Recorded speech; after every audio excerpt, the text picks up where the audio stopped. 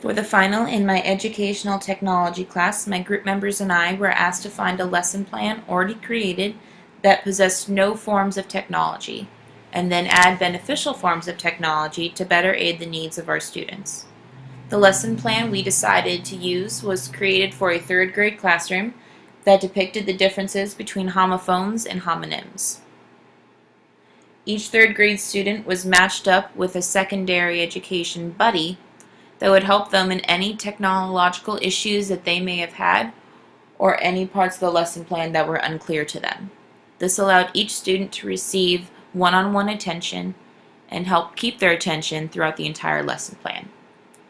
Before we started our lesson plan, we asked the students if they are aware of what homophones or homonyms were. While a few had some idea of what these definitions meant, others did not, making the video that we showed very beneficial. We found a video showing these differences on an educational website, and by making sure the video was not too long or too short, I believed it was a very good aid in our classroom.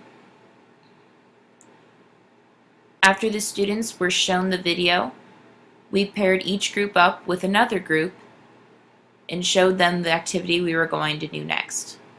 We had listed homophones and homonyms in little balloons on our smartboard. Each student was to come up one by one and click on the matching words. I believe that it was very beneficial to do this by having the students get out of their seats, come up to the board, and have a hands-on activity. They were to first write down each matching pair. A few issues we had by using the smartboard was that we did not make sure that all of the words were able to fit on the page at once. Also, a few of the words we had listed did not have a matching pair on the board. We were able to adapt to this by then asking the students what the matching word may be. By getting the students out of their chairs and at the front of the classroom, they are able to receive help from other students and ask questions. While the student at the front of the room was popping the corresponding bubbles, students at the back were asked to write down each matching pair again.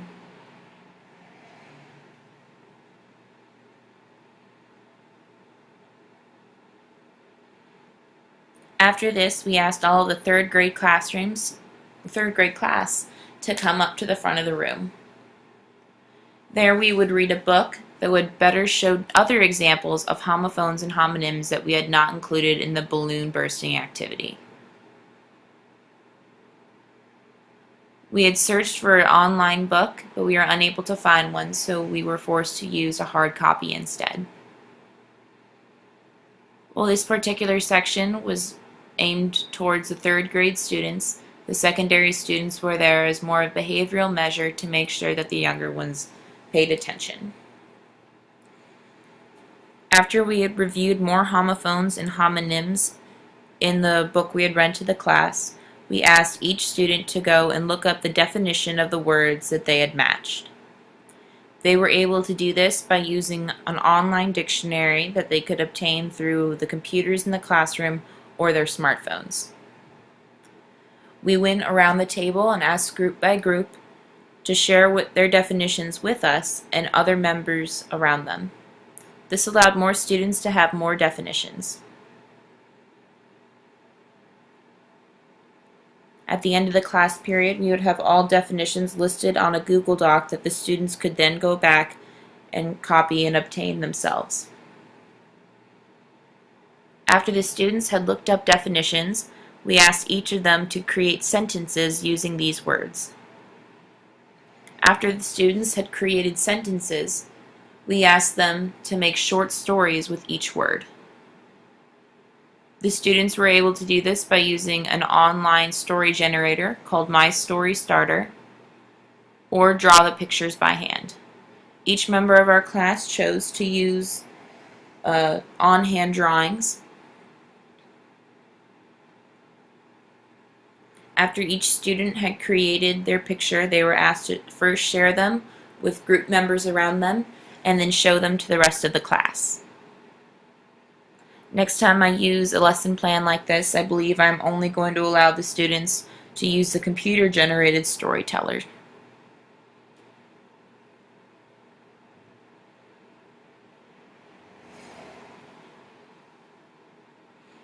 After the students had finished their pictures, we asked them to come up with more examples of homophones and homonyms that we had not covered in class.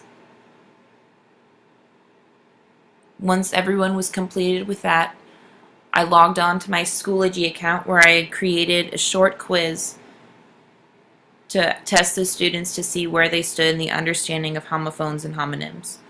This quiz was not to be graded, but to simply try and find where they needed help with on the subject. The next time I create a lesson plan such as this, I'm going to make sure that every student has a Schoology account and takes the test independently.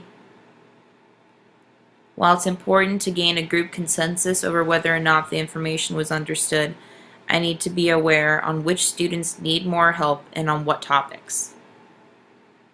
The test consisted of multiple choice questions, fill in the blanks, matching, and a short essay at the end meant for our secondary students, asking them what they had learned about the teaching process. Although we did have a few technical errors in our lesson plan, I believe it went quite well, and our students learned something new. While it wasn't as hands-on as I would have liked it to be, I believe there are changes that I can make in my further lesson plans to better incorporate technology as a whole. Overall, my group members and I did a fantastic job in what we had,